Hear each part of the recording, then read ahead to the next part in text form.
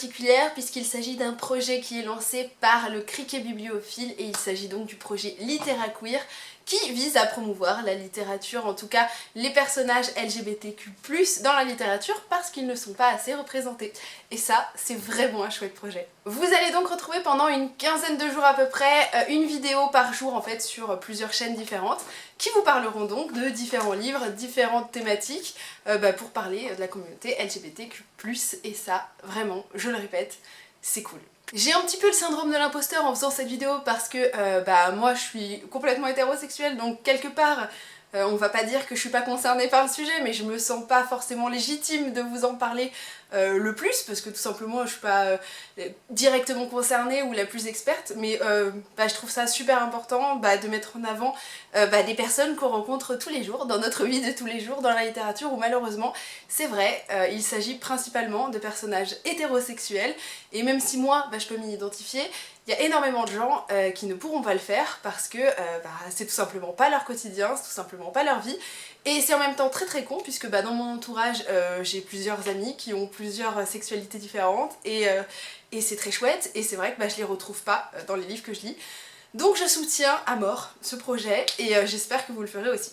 Dans ma vidéo, je vais pas vous présenter un livre en particulier, mais plutôt une sélection de bouquins où en fait justement vous avez des personnages qui ont diverses sexualités. Et ce que je trouvais vraiment important de montrer, et c'est ce que visait le Cricket Bibliophile, c'était de montrer que on peut parler de littérature sans que par exemple la sexualité du personnage soit le point principal dont on va discuter parce que c'est important de le faire dans le sens où effectivement c'est des personnes qui sont malheureusement en minorité au niveau de la représentation culturelle, sociétale, qui ont souvent été tues, on leur demande souvent de ne pas s'exprimer, c'est très dommage, surtout pendant le Pride Month, donc c'est important de montrer effectivement une sexualité, de la représenter comme moi je vais montrer le féminisme parce que pareil les femmes sont souvent tues. Donc voilà, ce sera valable pour par exemple les personnes racisées, c'est très dommage aussi de les taire alors que elles existent, on va arrêter de nier ça.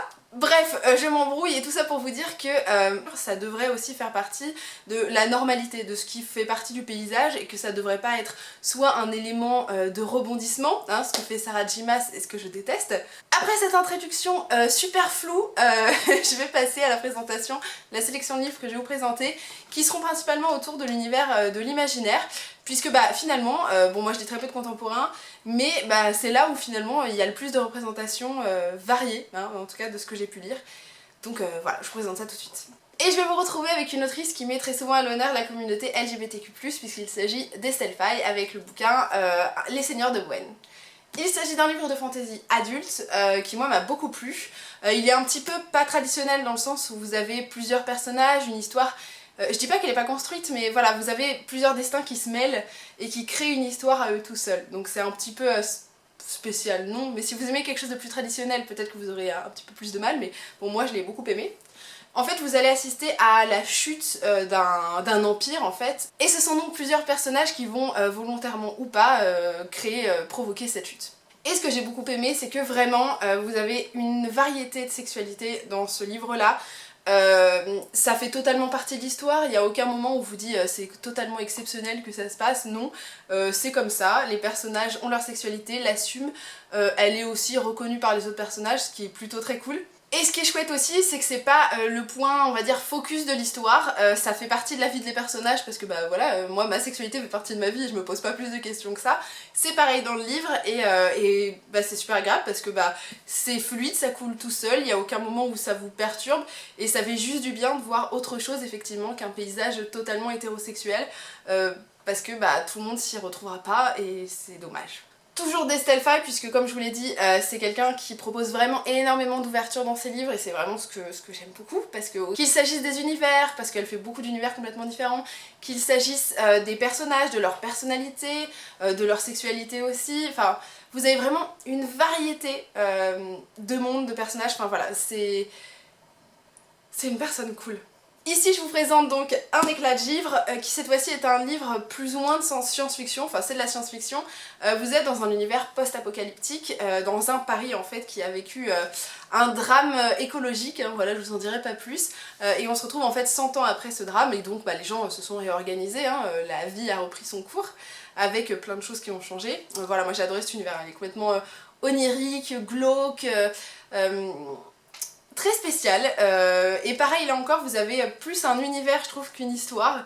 Alors c'est un petit peu souvent ce que j'ai avec Estelle Faye, moi ça me dérange pas, j'adore. Et cette fois-ci vous allez suivre Chet qui va se voir confier en fait une mission dans cet univers et vous allez suivre un petit peu sa quête et ça vous permet surtout en fait de découvrir ce monde, ses problématiques et d'ailleurs une réflexion sur l'écologie qui est super intéressante parce que clairement ça pourrait presque être ce qui nous attend. Pourquoi je vous présente? C'est parce que Chet il est homosexuel et du coup on en parle dans le bouquin, il a ses relations de couple. Et en même temps ce qui est cool c'est que c'est un personnage aussi hyper libéré, là encore on vous propose des modes de vie qui sont peut-être un petit peu moins traditionnels que ce que la littérature peut vous proposer, vous savez avec un couple bien fermé, bien, je vais pas dire fidèle mais vous savez exclusif. C'est quelqu'un qui va, à mon sens, croquer la vie et voilà, ça fait plaisir à voir et voilà, et tout simplement ça a été un très gros coup de cœur aussi, un éclat de vivre, donc ça me fait très plaisir de vous le présenter en plus dans ces circonstances-là. Je vous propose ensuite de découvrir A Darker Shade of Magic, qui est connu sous le titre en français Shades of Magic, de V.E. Schwab. Voilà, c'est un livre que j'ai beaucoup aimé, si vous suivez la chaîne, vous le savez peut-être déjà. C'est une trilogie et c'est là encore un roman, moi je le casse plutôt dans de la fantasy que du fantastique, mais bon il y a un petit débat alors voilà. Si je vous propose, bon déjà c'est parce que je l'ai beaucoup aimé, hein, et aussi parce que bon bah forcément vous avez des personnages qui sont gays à l'intérieur et l'autrice V.E. Schwab est elle-même lesbienne si je dis pas de bêtises et voilà du coup ça, c'est pas que ça légitimise plus son texte mais quand même c'est important aussi de représenter les auteurs et de là encore proposer une diversité, donc bref moi je survalide. Pour l'histoire de A Darker Shade of Magic, si vous n'en avez jamais entendu parler, il s'agit donc d'un monde assez particulier puisque vous avez 4 villes de Londres qui se superposent et qui appartiennent toutes à des mondes différents. Elles coexistent en même temps, elles ont toutes leurs particularités, vous avez un Londres qui est plus le nôtre dans une époque plus lointaine, enfin il y a quelques siècles. Vous avez des Londres qui sont remplis de magie, d'autres où elle est plus rare, d'autres où elle est carrément dangereuse. Voilà, vous avez ces différents Londres et vous avez un personnage en fait qui a la possibilité de voyager entre ces différents Londres et vous vous en doutez bien, va y avoir un petit peu une couille dans le pâté puisque sinon il n'y aurait pas une trilogie en fait. Hein. Je vous en dis pas plus si ce n'est que c'était vraiment chouette. Je sais pas si le côté LGBT est vraiment hyper représenté dans le premier tome, franchement j'ai un doute. Ça se développe plus dans le tome 2 et 3 et quoi qu'il arrive ça fait vraiment ça fait partie de l'histoire, c'est pas pareil c'est pas le point principal mais les personnages sont ce qu'ils sont et voilà et ça coule tout seul et c'est parfaitement normal et ça ne choquera jamais, en tout cas moi ça me choquera jamais. Mais voilà, c'est pas fait pour le rebondissement, ça fait partie de l'histoire tout court et ça fait du bien, hein, voilà. Ensuite, je ne l'ai pas sous la patte parce que je les ai tous empruntés à la bibliothèque, mais bon, il est à peu près sûr que je finirai par les acheter les uns après les autres. Il s'agit de la saga de comics, Saga. C'est une saga, ça me fait très bizarre de dire saga puisque le truc s'appelle Saga. Ce sont des comics, on va dire ça comme ça, de science-fiction qui m'ont foutu une grosse claque dans la gueule tellement j'aime cet univers. Et là encore, ce que j'apprécie beaucoup avec Saga, c'est que ce sont de toute façon des comics qui sont dans l'ouverture, qu'il s'agisse de problèmes universels qui sont abordés, toutes les problématiques sont hyper réalistes en fait, même si l'univers est totalement science-fiction, puisque c'est comme un espèce de gros space opéra, puisque vous avez en fait deux planètes finalement, enfin c'est pas vraiment deux planètes, il y a une planète et son satellite en fait qui s'opposent, qui sont en guerre, parce que les personnages n'ont pas les mêmes valeurs, la même culture, enfin bref, les guerres malheureusement. Et en fait vous avez deux personnages de ces deux endroits qui vont se rencontrer dans des circonstances un peu particulières, tomber amoureux, et en fait le début du livre c'est l'accouchement en fait de la femme de ce couple. Et voilà, et en fait ce couple évidemment il est complètement illégitime pour ce monde en guerre, ils sont obligés de se cacher et leur enfant du coup qui possède les attributs des deux personnages est totalement illégal presque, hein, il ne devrait pas exister. Et voilà, vous allez suivre un petit peu leur fuite et en même temps c'est l'occasion de découvrir tout ce monde, énormément de personnages qui gravitent autour d'eux et voilà, et c'est un monde qui est vraiment porté sur la diversité, qu'il s'agisse des physiques, des créatures que vous allez voir, les sexualités aussi, c'est hyper diversifié. C'est vraiment une série de comics que j'aime d'amour, il y a énormément de gens qui l'aiment et je comprends vraiment pourquoi.